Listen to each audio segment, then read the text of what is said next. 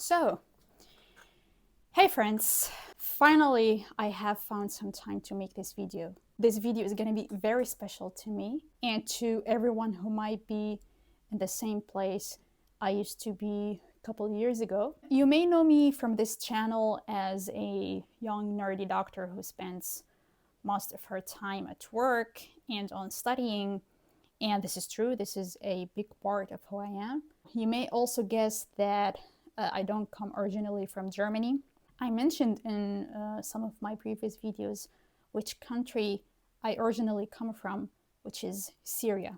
And you may have noticed that I don't quite have a great connection, more precisely, a good relationship to the place I come from. It's pretty obvious. I was born and grew up in Syria. I also lived 2 years in Saudi Arabia between 7 and 9 years old because my parents went for work there. I spent most of my life learning and studying. I graduated from medical school in Syria in 2020. I came to Germany to continue my education and to work here as a doctor in 2022. And I started officially working as a pediatric resident doctor in Germany in 2023. Before I start explaining the reasons why I decided to leave the Arab world for good, I want to make a few things clear because I don't want anyone to misunderstand the purpose of this video. First, there are some things you need to know about how I think, the main blocks that shape my way of thinking. First, I respect people. I don't respect ideas. Respecting people is one of the most basic moral values. It's an intuitive attitude. It's something that we have in our genetics as Homo sapiens. We are the descendants of those who have respected one another. We evolved that way. Nearly all major ethical schools recognize respect for others as a moral action. As for me, I follow the ethical school of universal utilitarianism. Based on this, I respect people as individuals and I avoid doing anything that could cause them harm. But here's where it gets interesting. I don't respect ideas. Any idea in this world is to me an open subject for criticism. I intend to keep a distance between myself as a thinking being and any idea that I may engage with. I avoid forming emotional attachments to ideas. Emotions should never interfere with how I evaluate them. My default approach is to try to refute them. Refute, falsify, falsify, falsify. And if an idea survives this process, only then I begin to assume the possibility that this idea might be correct. Even then, I don't assume it's the final truth or it's always going to be correct. And please notice that I use the word assume and not believe because I don't believe in anything. I just treat the idea as a working fact for now until a stronger idea comes along and starts to challenge it. This process is called the critical thinking. I rely on the 3 classical laws of thought: the law of identity, the law of non-contradiction, and the law of the excluded middle.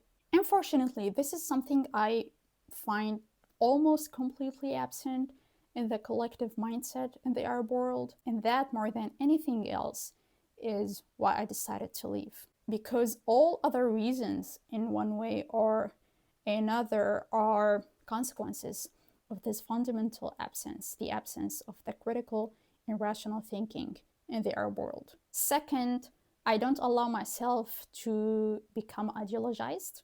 Of course, as humans, we all adopt certain ideas from different ideologies because we need conceptual frameworks to help us navigate the world, but I never let these ideologies become a part of my identity.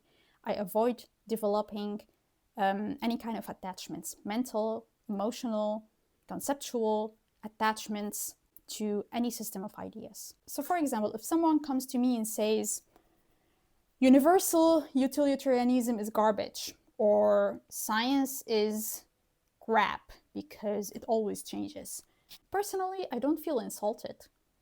I may engage in a conversation with that person and explain to them why they may be wrong, but on a personal or an identity level, I feel nothing. An idea or a system of ideas is not me. That's an important point because if you find yourself personally offended or emotionally hurt when you hear what I'm about to say, then it might be worth asking yourself when, where, and from whom did I become ideologized?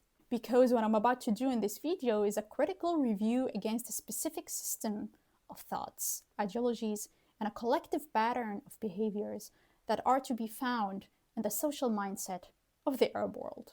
Also, when I use the word people or the word they later on in this video, I don't mean people as individuals or as a group of people who just happen to share certain traits.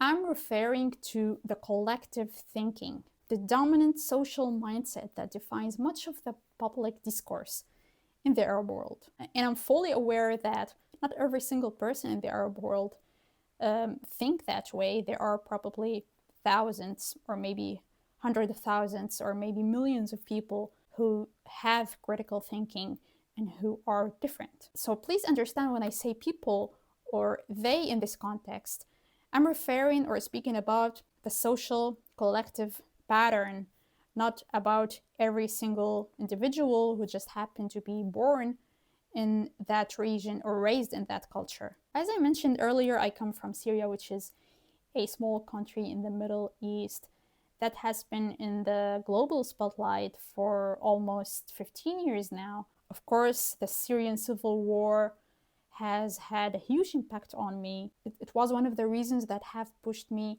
even harder to leave. And honestly, I understand any young person who wants to leave that place and live anywhere else. But here where I see things differently from most Syrians. Many see the Syrian civil war as the cause, the reason behind all the suffering they have experienced and they still live through till this moment. But for me, it's not a cause.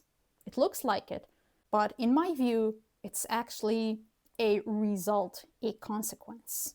I believe the war in Syria would have happened sooner or later, maybe in a different form, in a different time, under different circumstances, but it was inevitable. Why? Because it's the natural outcome of this collective mindset that lacks critical thinking. I always say this to everyone, my family, my friends. I would have left Syria anyway, even if there had been no war, because the war is not the root of the problem. It's a symptom of something deeper. And that deeper issue is the absence of the rational, independent, and critical thinking in the collective culture. I remember being 12 years old, maybe 2 or 3 years before the war started, where I told my best friend in the class that I dreamed of studying medicine and moving to Europe or the US. Even as a child, I could sense that something is deeply wrong with the way the people around me thought and lived. Everyone wanted the same things. They just copied one another, their lifestyles, their dreams, their paths. And if you dare to be different, to take another road or to create your own path, they rejected you. They pressured you to conform, to return, and to become another copy. Only when you become successfully copied, you do receive social acceptance and validation. I was just 10 years old, I think a year after I came back from Saudi Arabia, when I decided to teach myself proper English, the English I speak now, not the useless English that we were taught at school. I knew even as a young child that I needed a way to escape, and I saw English as the first key that might open the door to freedom for me. I've always wanted to escape. I've always wanted to be free. Teaching myself English year after year gave me even a stronger push to leave. It opened my eyes wider and let me see through the walls I was trapped behind. Thanks to English, I realized that there was a whole different world waiting for me on the other side of the wall. As I grew into my teenage years, it became very clear to me that I was very different from almost everyone around me at school. I refused social traditions, even in small details. As a teenager, I had a male best friend. When having a male friend in that society was considered a sin, and by the way, he's still my best friend. We've been best friends for 17 years now. Fuck it, bro. We're old. Shit. I loved sports and played sports as a girl in a place where girls were expected to be passive, quiet, and invisible. I prioritized and still prioritize studying and learning over anything else. I openly refused to accept the idea that I was somehow less just because I was female. I would criticize religion and rigid traditions, even in front of the so-called big men in the village or the town I used to live in. You see, in that society, women are considered second class just because they don't have a penis. Power and control belong to men, or at least some men.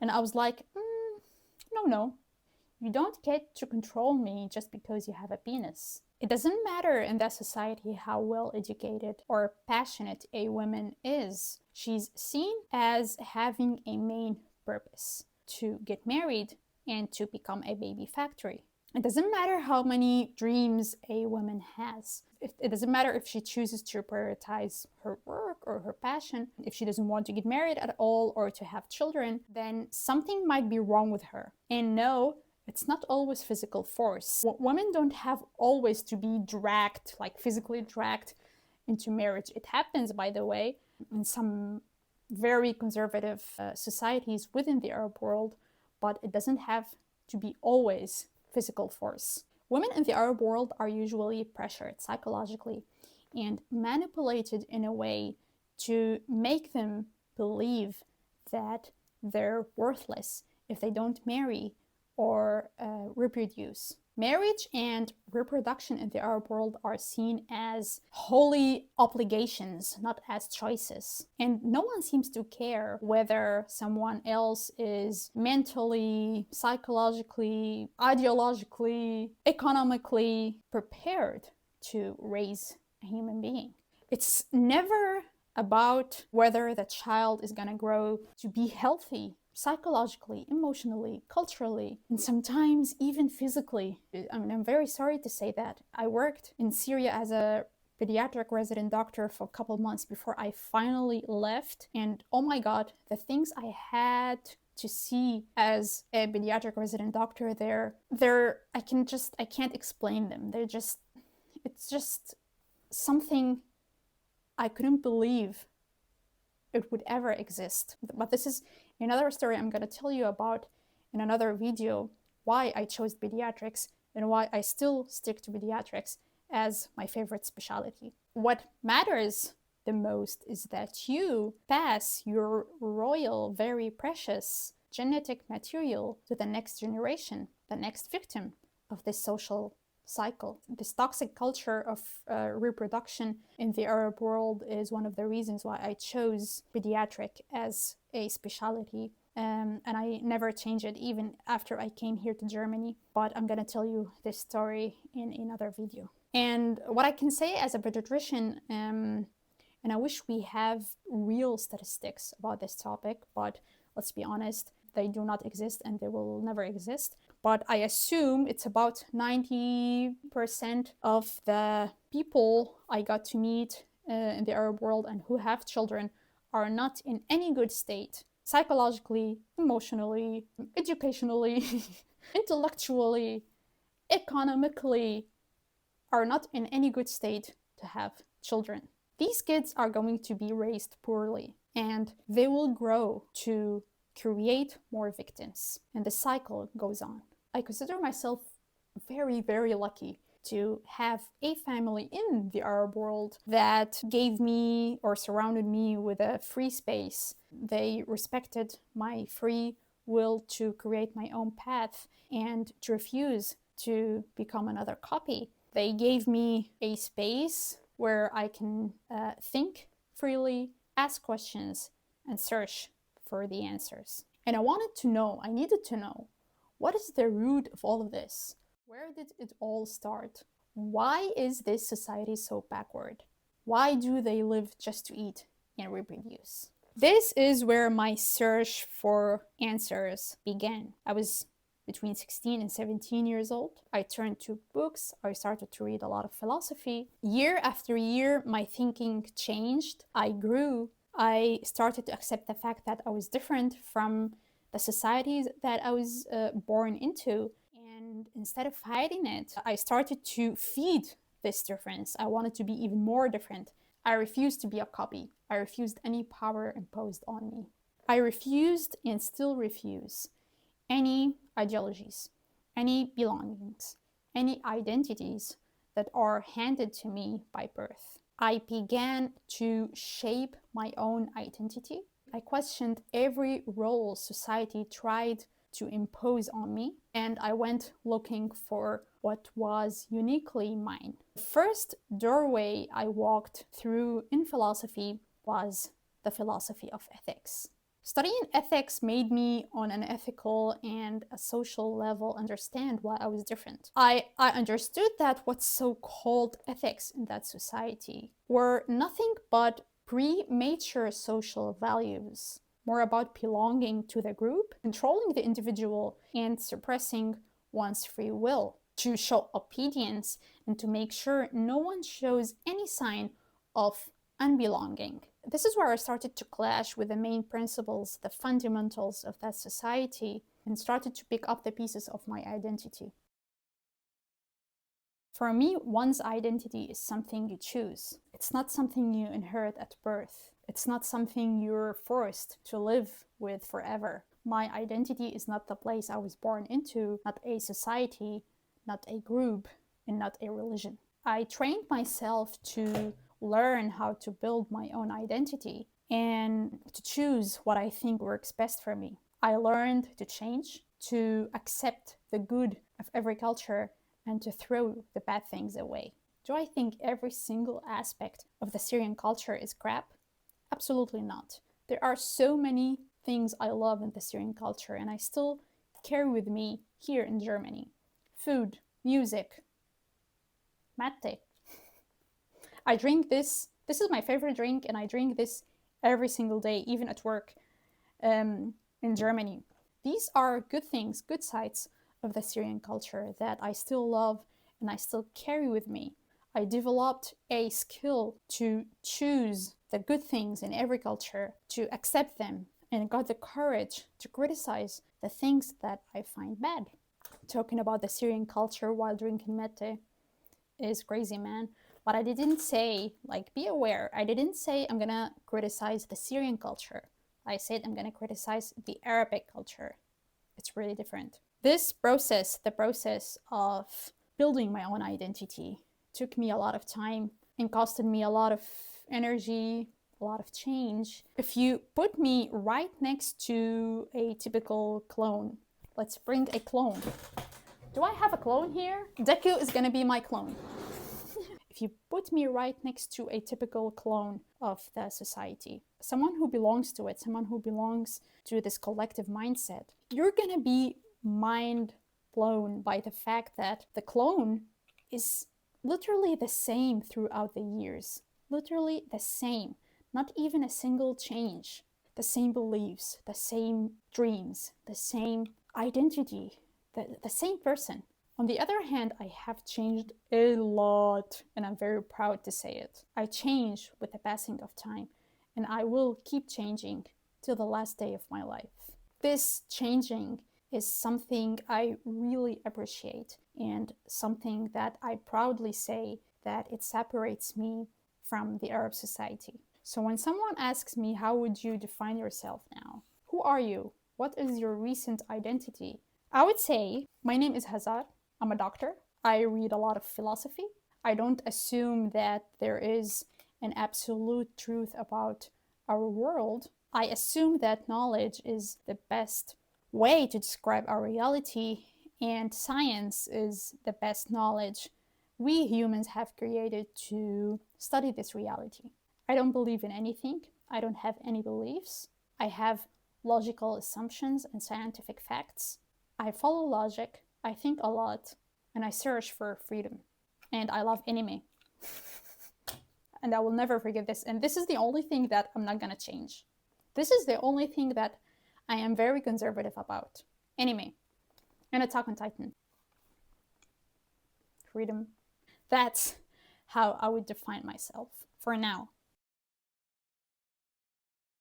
The collective mind in the Arab world depends on a fundamental level on the herd mentality. Your behavior, your attitude, your beliefs should align with what the group thinks, believes, and does. Otherwise, you will be judged in very different ways, depending on how conservative the society is. The form of the judgment varies: moral judgment, social judgment, isolation. Unfortunately, in some very conservative societies, even legal judgment. There are many ways the group can punish you for stepping out of the herd. Herd mentality makes sure that every single tiny attitude or thought of the individual is under control. What to do with your life, who you should hate, who you should love, who you should respect, what should your dreams be, what you should do after college, what are your beliefs, and so on. On the other hand, individualism is seen as an evil value, validating your own power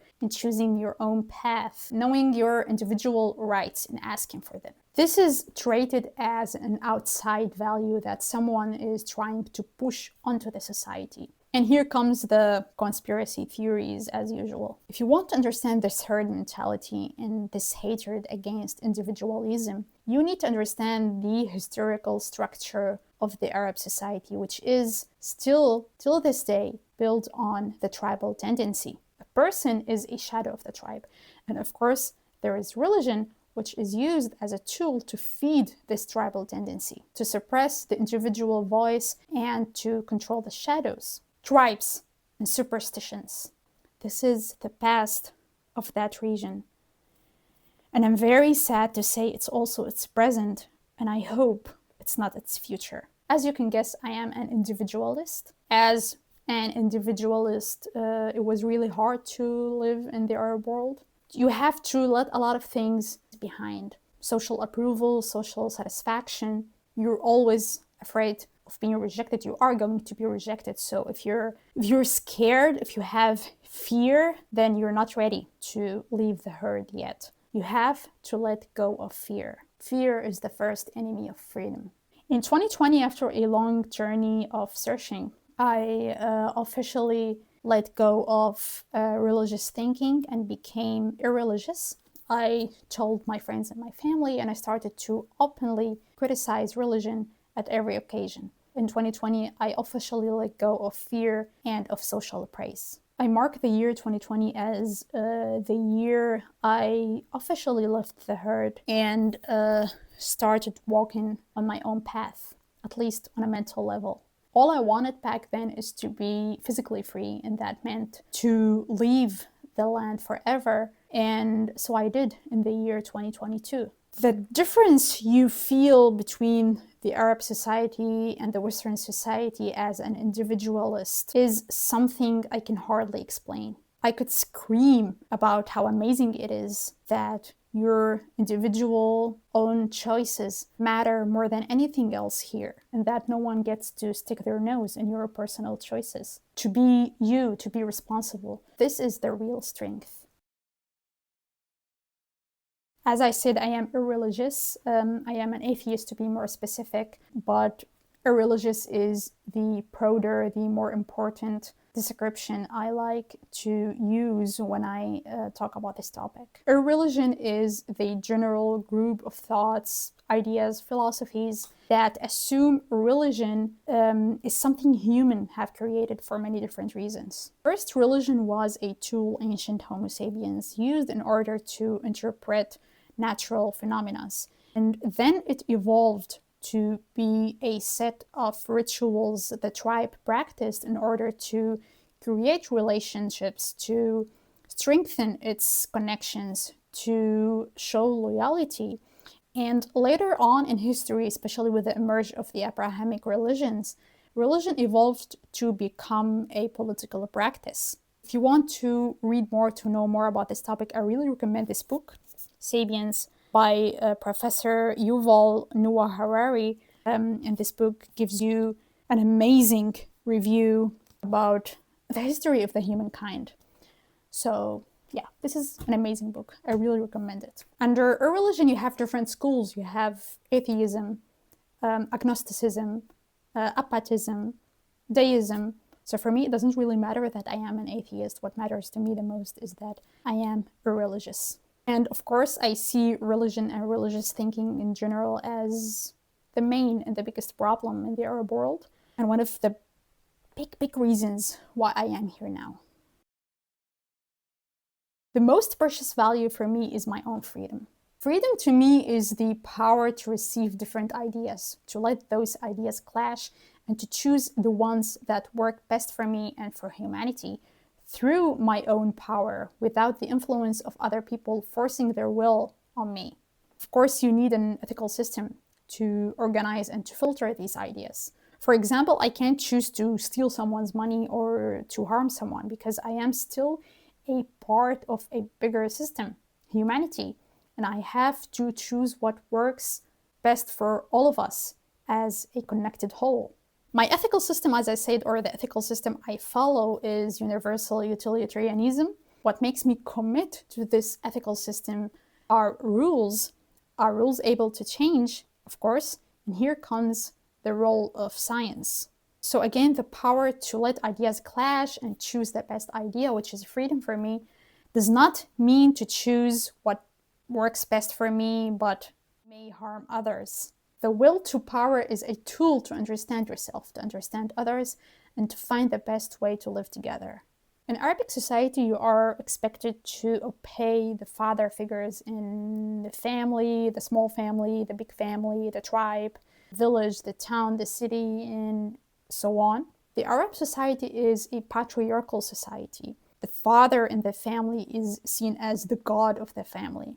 In the extended family, you have other father figures like the uncles or other elder males in the extended family who are also seen as gods. You have to obey these gods. You're supposed to go to them for approval when you want to take a very important decision of your life, and you have to consider them the source of knowledge. My father was luckily different. He studied in Russia, or the former USSR. He got to know a different side of the world. He never told me how to act or how to think. He told me once, this is your life, these are your thoughts, you are the one who gets to choose them, not me. So yes, I am very lucky. Many young people, especially girls, have to live under enormous pressure just for being female. Most girls in the Arab world suffer from family-based suppression. I didn't. My family was the first place where I experienced freedom, and I am very, very, very thankful for that. I personally follow Nietzsche's thought on free will.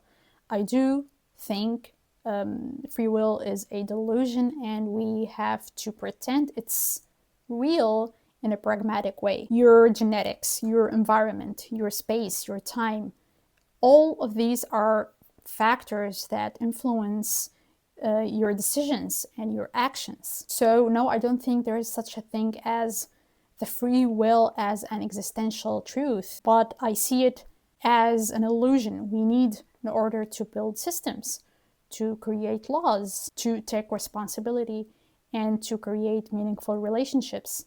The will to power is about freeing the human being from slave morality, becoming aware of the powers that control us, and learning to use them. So yes, I assume both philosophically and scientifically that we are determined by many different biological and environmental factors. But as Homo sapiens, we have analytical thinking. We can study these factors that shape us. We can understand them. We can use them. We can change them. What is the best tool humans have created to understand and change these circumstances? Science. We are prisoners of existence, and science is the best tool that can break us free. Will we as species ever be completely free? The short answer is I don't know. The long answer is to be completely free would mean to reach a total truth about our existence. And I don't assume that such a truth ever exists. And even if it does, I assume it can never be reached. Now enough with Nietzsche, which is one of my favorite philosophers, and let's talk a little bit about dynamic and static society. I'm not saying that everything in the Western world or the Western society is perfect and the sun is shining and this is the lost utopia. Not every single person in the Western world has critical thinking. There are many who are ideologized in one way or another. There are so many problems in the Western world that you have to deal with. There are so many challenges you have to go through. And that's why you need a strong motive to keep you on. Life here is not easy. But what differs Western society from Arabic society the most is that Western society is a dynamic one. It appreciates differences, it asks for differences, it needs differences. A dynamic society is a free space where different ideas can clash, and it changes following the idea that have survived that intellectual conflict. But you have to understand, as someone who lives in a static society, whatever the society is that life here is not as easy as you think. There is nothing such a thing as 100% dynamic, 100% static. And yes, life here is not easy. I am working my ass off as a young doctor in order to survive here. And you feel that the Western world is facing a lot of challenges, and you feel the tension here, like you feel like the political tension in the air, especially in Germany. I don't follow politics. I hate politics, but in Germany, politics is everywhere. So you have to read a little bit about it. You have to keep up in order to understand what's going on. But as I said, I keep distance because politics, ideologies, I keep distance between me and everything I hear. And you feel that there are so many challenges that the Western world is facing. But here's what I like about the Western world is that this society tries to do something, tries to face these circumstances, tries to impose different ideas in order to create an intellectual conflict. You don't see this in the Arab world. In the Arab world, you either see two groups fighting each other with real weapons or insulting each other, or I don't know. Well, you don't see an intellectual conflict. You don't see real tries in order to face an issue or a problem. You only see people who are killing each other with real weapons.